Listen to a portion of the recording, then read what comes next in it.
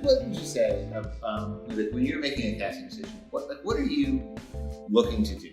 Best case scenario, I'm making a great team that hits the ground running, but also has room to grow.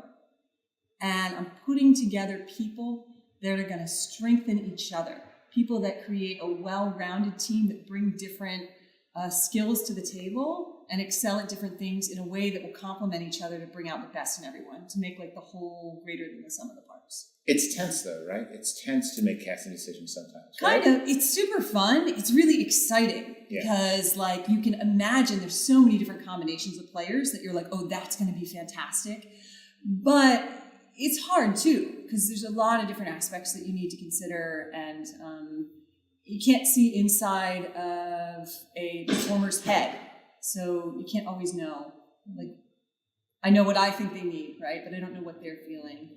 Do you think that if like, I think a lot of times when you and I talk about it and like you're talking about making a tough decision, the thing that'll be like, the thing that like I think people don't see is that you're trying to think about that individual person's growth, right? Like a person may say, I want to be on this team, I want to be on that team, I want to be on this sort of team, I want to be on that sort of team.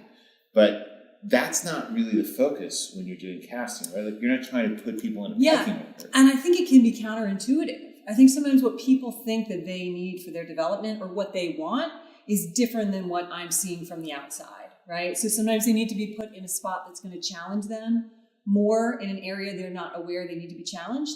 And sometimes they need to be put somewhere where they're going to be featured because of something that's great about them that they haven't quite tapped into as something that's great about them, but I can see that, right? And I want to bring that out. Could be that like they're a great performer, like a fantastic performer on a fantastic team, and they've been on that team for a long time, but still the best thing for them would be taken off that team, right? Is that possible? Oh, definitely.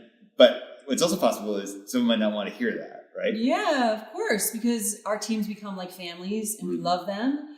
But what can happen is you can form habits where you play a certain role in your team. So like maybe you find yourself being the voice of reason in scenes a lot. Like that kind of becomes your default. Or you're the person who always comes in with a great historical reference at the right time. Playing with different people will push you to find a new spot that you fill out in that team that stretches your improv and like leads to overall growth.